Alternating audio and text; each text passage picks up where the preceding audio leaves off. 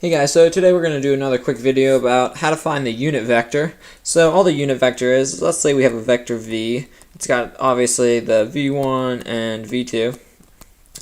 And all a unit vector is, it's a vector with same direction as v, but its magnitude is only 1. With same direction as v,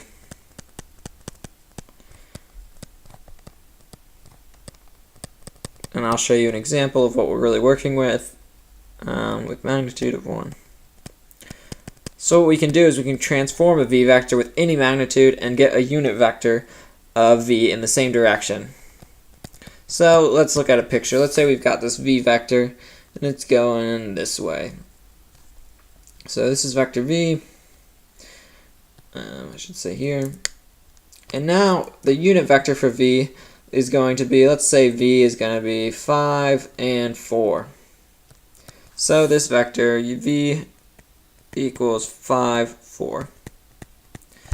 And now what the unit vector is going to be is it's going to be in the same direction as v, but it's going to have a terminal point that stops it with magnitude of 1. So it's going to be like this. So whatever this magnitude is, the unit vector is going to be magnitude of 1.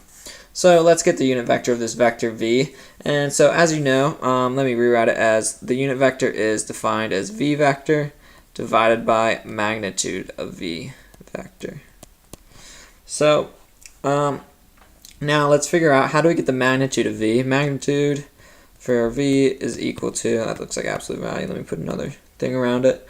It equals the square root of both the x and the y. So we've got 5 squared plus 4 squared. So magnitude of v equals the square root of, it's going to be 25 plus 16. So square root of 41. Square root of 41, and that can't be simplified. So now we just have to take, so we figured out the denominator. Now we just have to figure out the numerator, and let's see what this is going to look like. Well, the unit vector of v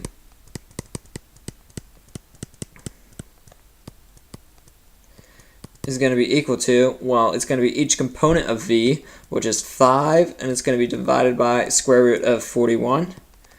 That's going to be the x component of the unit vector. Then the y component is going to be 4 over the square root of 41.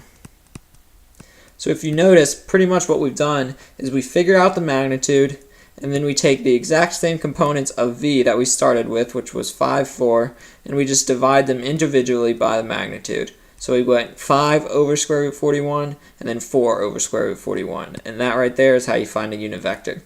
It's pretty simple. You just have to get in the habit of it, and then if you realize what it's actually doing, it'll help you really visualize it. So this would be, that would be 5 square root 41, and then the y value would be 4 over square root 41, I should say. Not multiplied, so divided by square root 41. So it's the vector in the same direction with magnitude of 1. Hope this is able to help, guys.